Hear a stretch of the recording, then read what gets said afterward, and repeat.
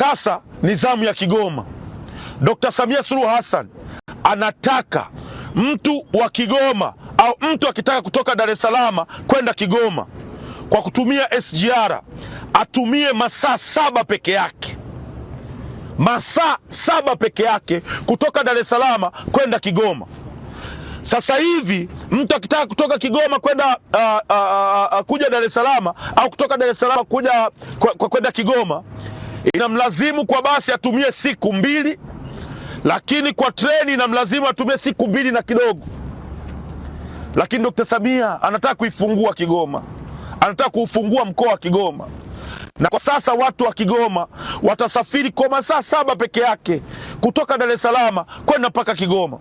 Kwa nini tusiseme asante kwa mama? Kwa nini tusiseme asante kwa serikali ya awamu ya 6?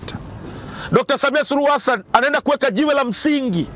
Dr. Samia Suluhu Hassan anaenda kuweka Kigoma hela zaidi ya trilioni 6.23 kwa ajili ya ujenzi wa reli ya kisasa, ili wananchi wa Kigoma waweze kupata usafiri ambao utawaoisha kwenda kwenye mikoa mingine kirahisi. Na huyo sio kama amemaliza mama, bado ana mradi mwingine ambao unaanzia pale Uvinza kwenda Burundi wa SGR. Tunasema kuanzia Msongati pale. Haya yote mama anayafanya kwenye mkoa wetu wa Kigoma. Kwa nini tusimshukuru Dr. Samia? Nimeishuhudia stesheni inayoenda kujengwa katika mkoa wa Kigoma. Pale stesheni mjini. Stesheni inaenda kujengwa katika mkoa wa Kigoma, itakuwa ni stesheni ya 4 kwa ukubwa. Si mnanielewa jamani? Stesheni ya 4 kwa ukubwa.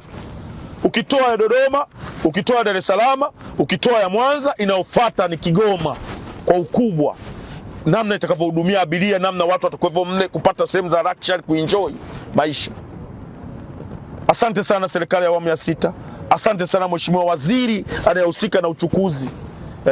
Asante sana mkurugenzi wa reli, mzee wangu mzee Machibia. TRC imepata mtu sahihi, imepata mtu mwenye speed anayoendana na maisha yetu ya watu wa Kigoma.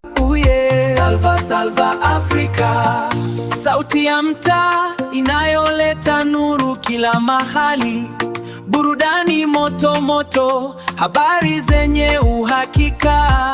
Salva Africa TV, tunakupa dunia kiganjani mwako. Salva Africa TV, kioo cha mabara. Salva